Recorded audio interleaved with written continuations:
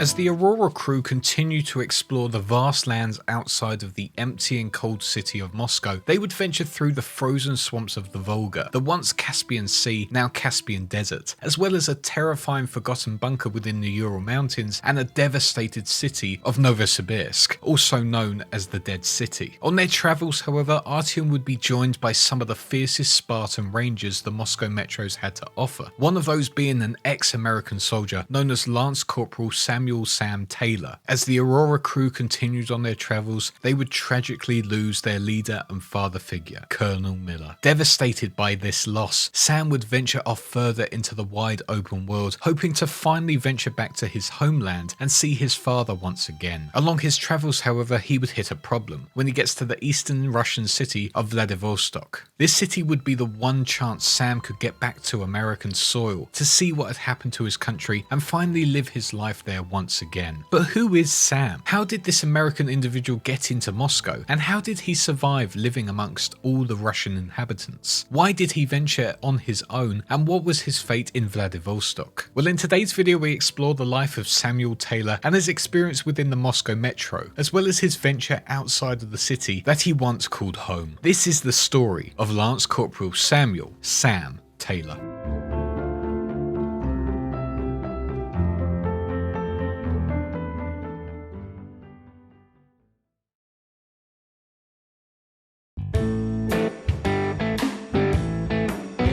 Samuel Taylor was born in the 1980s within California. His mother is still unknown, maybe dying when she was at a young age, or simply just leaving Sam and his father, as Sam never speaks of her. Living with his father, however, Sam was like many Californian teenagers, going down to the beach to surf with his friends, skateboarding, growing his hair out long, smoking blunts to relax, and just generally trying to live his best life. His father, however, thought Sam was wasting his time, ruining his own life, and not living up to his full potential. Because of this view his father had, he tried to convince Sam to sign up to the army, to make himself a man, and actually put his life in some sort of order. While Sam originally went against his father's wishes, he eventually gave in and joined the United States Marine Corps. First serving on American soil, he would be based in different American bases, doing basic training, simple orders, and learning how to be that proud American soldier. However, as the years progressed, the war within the Middle East was getting more and more heated. Afghanistan and the rest of the Middle Eastern countries were fighting for key resources, threatening nuclear war against their neighbouring countries. Because of these events going on and getting worse by the day, America got involved and sent troops out to help the war effort and calm events going on. Sam was sent from war zone to war zone, proving his skills and really being a key asset for the Marine Corps. Eventually though, Sam was given the opportunity to become a Marine security guard for the American embassy within Moscow. Sam had clearly proved himself in his duty within America and the Middle East, and was one of the best Marines to serve such a crucial role. But the war was getting worse, and America and Russia's relationship was getting extremely cold. As the first nuclear bombs fell within the Middle East, it was clear that the world was entering World War III. It was only a matter of time before America and Russia would be targeting each other. And on the 6th of July 2013, the bombs eventually flew overhead of Russia and hit their designated targets, wiping out important landmarks and cities such as Novosibirsk and Moscow. Sam, based within the American embassy at the time, was able to flee to the nearest metro station for shelter, most likely being on the Sokolnishskaya line. Sam was now safe living within the Moscow metro. He had survived the Great War that had devastated the world around him. However, Sam wasn't in for a good time. Almost immediately entering the metro station, Sam was bombarded with hate for simply being an American, with all the survivors blaming him and his country for destroying their lives and homes. Sam was beaten by everyone, even women and children, and even though he was incredibly strong during his Marine years, the amount of people attacking him was overwhelming. Eventually, people of the metro station grabbed Sam and attempted to lynch him, most likely with all the other Americans who had survived the events. Before the lynching could commence though, Sam was unexpectedly saved by Colonel Miller, an ex-Special Forces soldier for the Russian army. Seeing how strong Sam was and how well trained he was in combat, it was clear to Miller that Sam would be an important asset if he were to rebuild his special forces to keep everyone safe. Miller saved Sam and immediately convinced him to join his special forces, to become a Spartan Ranger.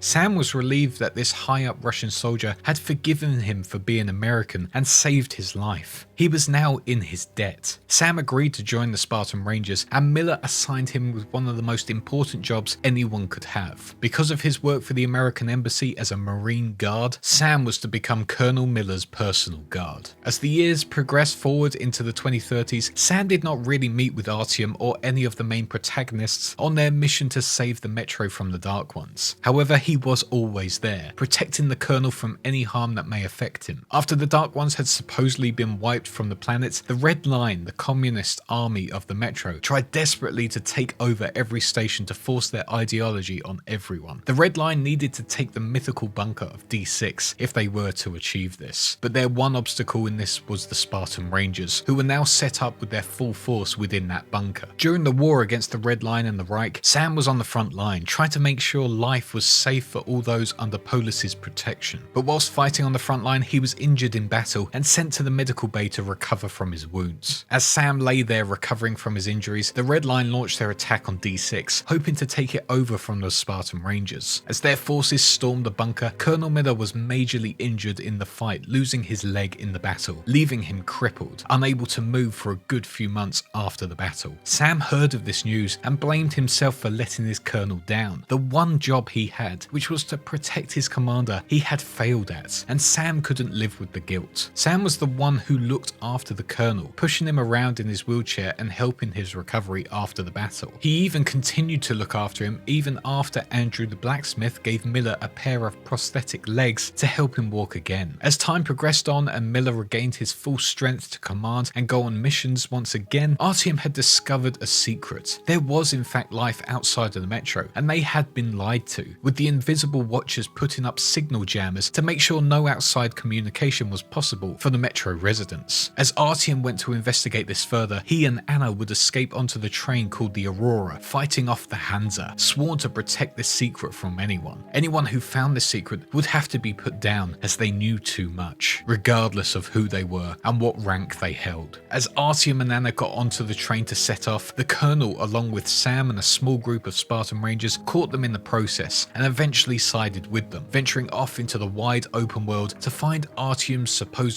dream of a green land to rebuild humanity. Leaving the Metro never sat right with Sam, however. On their adventures, Sam would state to his fellow Spartan idiot that he felt awful for leaving behind the rest of the civilians. They should be the ones to go back and save them and reveal to them the truth. But it became clear to Sam that this could be too difficult. They couldn't just go back, as they were now seen as the enemy and traitors, and even if they did go back, how would they save them? Sam thought that maybe an evacuation, but quickly realised that idiot was right. It would be too grand a task for the small group of soldiers to tackle the Hansa and the rest of the factions who were now told to target the traitors if they ever saw them again. Continuing on their travels, Sam was still loyal to the Colonel, standing by his side whenever he needed him to, but also providing great military advice to all of the Spartans, stating bits of knowledge like that of the bunker filled with the deadly chemicals, as Sam knew this bunker was specifically used for storage for the army. Sam also had a different mindset to the other Spartans. Almost all of them believed that the lands would be filled with NATO or American soldiers, ready to fight anyone they met, with them thinking that the Great War was still on. However, having knowledge of NATO and American military tactics, Sam knew that there were no NATO forces. If there were, they would have destroyed all of the big bridges they had encountered to stop any enemy forces from sending supply links to and from their forces. In Sam's eyes, he wasn't sure he would ever see another NATO member or American citizen again. But this didn't stop Sam from having a sense of humour. Throughout their journey, Sam would mess with the others, stating that the enemy or American bases that exist would have humanoid robots, tons of defences, and luxury meals such as burgers on a regular basis. Most of the Spartans would get frustrated with these jokes, but Sam would go on to say that there was actually no way he could know what American bases looked like. It had been over 20 years since he was last within an American base. Anything could have happened in that time, like the creation of synths, for example. On top of that, despite his clearly audible American accent, Sam actually states to his fellow Spartans that he doesn't know if he could speak American English anymore, implying that he always speaks in the native Russian language. As the Spartans venture further, they would reach the Ural Mountains and the bunker known as the Ark. Believing it to be the Russian government, Sam would be one of the first Spartans to have a bad feeling about the place, knowing something was wrong, as it didn't have a welcome party. It was looking run down, and it had no real security system. With his vast knowledge of military experience, it was clear to Sam this place was wrong. It could have also been terrifying for Sam, knowing that he was about to meet the Russian government, and being an ex-American soldier, how would they respond to his presence? With one of the Spartans joking that he would have to be one of those mute heroes instead of revealing his strong accent. But the fears Sam had didn't stop him from doing his job, and after the reveal of the bunker being overrun by cannibals, Sam stepped in to save his colonel as well as Artyom, escaping the hostile land once again and continuing to run after experiencing the Caspian Desert. The residents of Aurora sat down to discuss matters and celebrate their small achievements along the way. Here the Spartans told of a story about a man who had found an active submarine in his travels and had taken to the ocean to explore it and find something. The Spartans made jokes, stating it could not be as simple as finding a working submarine to use to explore the world. The Spartans then talk of a man, known just as the captain, who had also got an old nuclear submarine who had set up within the city of Vladivostok to settle and live within his community. The others joked once again but asked Sam what he thought about the submarine, with Sam stating he liked the idea of it all but couldn't settle within Vladivostok. But not long after this conversation, the team were hit with a critical issue. Anna was dying and the Spartans needed to find the cure for her illness in the dead city of Novosibirsk. Artyom and Miller were the ones who were to go into the irradiated city to find this cure, as that was Miller's daughter and Artyom's wife. Sam pleaded that they all went together, but it was no good. He could not convince Miller to come with him, and he had to say goodbye to them. Sam said goodbye to Artyom, saying he was so grateful for the Colonel's help over the years, and that he had given him a second chance in life. But this venture into the dead city would see the death of Colonel Miller, the end of an era for the Spartan Rangers. The man who had led them through some of the most life-threatening scenarios had given his life to save his daughter and his son-in-law. As the Aurora travelled on after this loss, they would eventually find the green land that Artyom had dreamt of, thanks to the maps Colonel Miller had found in Novosibirsk. Pulling up here, the Spartans had a funeral for their beloved colonel, to say their final goodbyes to the man who had brought them all together. Sam was distraught by this loss, as he saw Miller as his father figure. He was the man who had saved his life after all. He had been given this second chance to live his life, and without that, he wouldn't have been able to find this green land to help rebuild. But as he watched on, looking at Colonel Miller's hat on his grave, Sam came to the conclusion that his father could still be out there in America somewhere, hopefully still alive. He needed to go back to America to see if he could find him. He'd already come to the conclusion earlier in his travels that he would retire from the Spartans when their mission was over. And now that they had found what they were looking for, this was the perfect opportunity to find a ship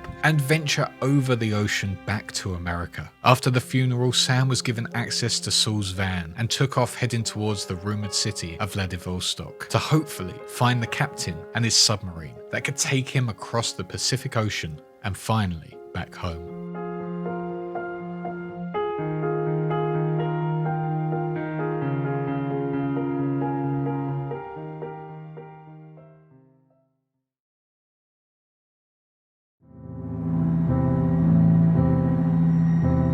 Sam left on his venture heading to the east of Russia. However, as he continued on his travels, Saul's van would eventually give up, forcing him to find another form of transportation. Sam, using his quick wit, would take a nearby tractor and continue to head towards the city of Vladivostok. Vladivostok was an important city. Being located right next to the Sea of Japan, it was the city's largest Pacific port before the Great War. But Vladivostok was different from other major cities within the post-war Russia. This city wasn't actually hit with a direct direct nuclear attack. In fact, the bombs were sent in a straight line from offshore, exploding within the sea and causing a giant tsunami that would overwhelm the city, destroying all its buildings and killing most of its population. With now a small population living in their devastated city without power, resources, and deadly storms almost daily, the man known as the Captain, or Edward Baranov, who was once in charge of a nuclear submarine at the time, took leadership of all the remaining survivors within the city, helping win their trust as he powered the city utilizing the submarine's nuclear reactors. However, it didn't take long before the Captain's rule over the people was challenged by an American citizen known as Tom. Tom before the war was born in the 1980s in Seattle, Washington. Tom worked within Russia before the war but somehow survived the nuclear war. Post-war, Tom would go on to hoard a large stockpile of pre-war manufactured weapons and ammunition that he would trade to those who would pay him well. This influence would mean he would earn the respect of dodgy individuals, and with his money was able to hire and train mercenaries to help guard his wares and do his dirty work to gain more influence along the way. With this training of mercenaries, Tom was able to bring his right-hand man Clem into his organization, who would be in charge of all of the mercenaries, their training and their operations. Clem had always worked with Tom even before the war, handling all his connections within Russia, as they were both important arms dealers. It was an easy decision for Tom to bring him back into his work, as he could somewhat trust him. It was said that Clem was also terrifying in his command, taking over any bandit camps through brutal means, as well as using draconian punishments for anyone who went against his or Tom's rules and ideologies. After venturing over the wasteland, gaining more influence with his mercenaries and wealth, Tom and his crew would get to the city of Vladivostok and see how it was fully powered and set up as a safe haven for the small population. Tom realized that this was where he could set up his crew and utilize that submarine to expand his business and territory. Tom met with the population's leader, the Captain, on the nuclear submarine and agreed a deal that he and his crew would eliminate the bandits causing harm within his city, which would lead to the Captain and his settlers to be safe from harm. However, after tackling some of the bandits in a brutal fashion, Tom came into conflict with the Captain as he revealed his plans were to use the submarine and its warheads to threaten other settlements into cooperation and reforging civilization. Knowing Tom had the power to overthrow him by force, the Captain went into hiding, meaning Tom was now the official leader of the city and now owned the pre-war nuclear submarine. By the time Sam entered the city, Tom's crew was in full control, but they had a problem. The submarine was not operational as Tom did not have access to the fuel rods of the submarine. At first, Sam meets up with the Captain, who shows him the submarine off in the distance. However, little did Sam know that that was the man who used to be in charge of the full area. As Sam ventures forward after being split from the Captain, he is captured by locals and dragged off to the submarine to meet with Tom. As he is taken to Tom, the locals recognize that he's American, and that would fit well with Tom. As Sam meets with Tom, he is greeted with such a warm presence, mainly due to the fact that neither of them have met another American in over 20 years. Tom, in this suave way, offers Sam a chance to get home. He could finally go back and see his father back in California. The one catch, however, being to help get the submarine working once again by finding the Captain and gaining access to the nuclear rods. Sam had to once again find the Captain and try to negotiate a deal to help him and Tom in the hope to finally get home. After fighting through against a building full of humanimals and bandits, Sam is eventually able to find the Captain again, who helps him out and takes him back to his base. During this trip, the Captain explains his backstory to him, about the events that took place between him and Tom, and how Tom threatens to use the submarine in a devastating manner to win over the other societies. The Captain explained he could not give up that submarine no matter what. He could not have the threat of nuclear war happening once again, but because of how ruthless Tom's mercenaries were, he had to leave and hide the fuel rods to make sure they could never power that submarine. As they arrived in Tom's safe place, both him and Sam would drink into the night, reminiscing over good times and trying to enjoy the small moments of life within the wasteland. However, just before that drunken mess of a night, the Captain would agree to meet Tom's demands, with Tom promising he would not use the nukes and would leave the settlement forever, leaving it to the Captain. But the Captain made the demand that Clem would have no part in this, with the Captain believing he would set up a coup to overthrow Tom when the submarine was fully refueled. With that demand, Tom agreed to getting rid of Clem when the time comes, even though he wasn't nearly as suspicious of Clem compared to the Captain. Ed would then tell Sam of the location of the fuel rods and how to get there. But as Sam ventured to them, he would have to face multiple enemies along the way, such as bandits, humanimals, creepy spiders lurking in the dark, as well as the huge batwing that lurked within the trees around the city. But fighting through everything successfully, Sam eventually gets to the fuel rods from the submarine base, and with the help of the captain, loads them into his boat and heads back to Tom to power the submarine once again. However, before this happens, the captain reveals that one of his friends had set up a charge within one of the nuclear rods to make sure Tom's plans never worked. Handing Sam the detonator before the meeting, the captain states that Sam should use it when the time is right. Heading back to Tom, Sam has to choose to blow up the submarine and save the world from the potential nuclear war again, or trust in everything his fellow Americans stated and get a lift back home to hopefully see his father once again. But just before he could make that choice, Klim with his crew of newly found bandits attack the submarine, trying to take it over to use its power to hit back at the countries that blew his up. Fighting through these bandits, Sam finally meets with Klim, who appears to be injured in battle, but as Sam's back is turned, he attacks him with a fire axe. In the process of the battle, Sam is injured badly as he is stabbed in the stomach, but in a lucky event is able to stab Klim in the neck and throw him off of the tower, leading him to drown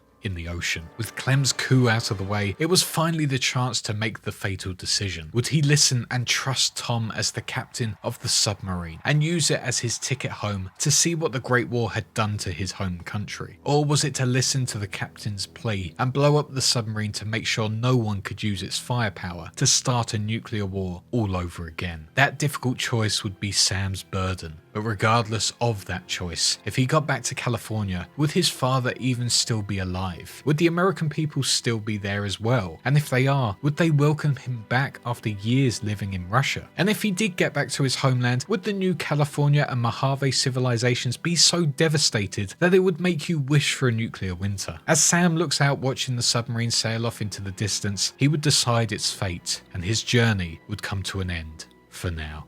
Thus ending the story of Lance Corporal Sam Taylor.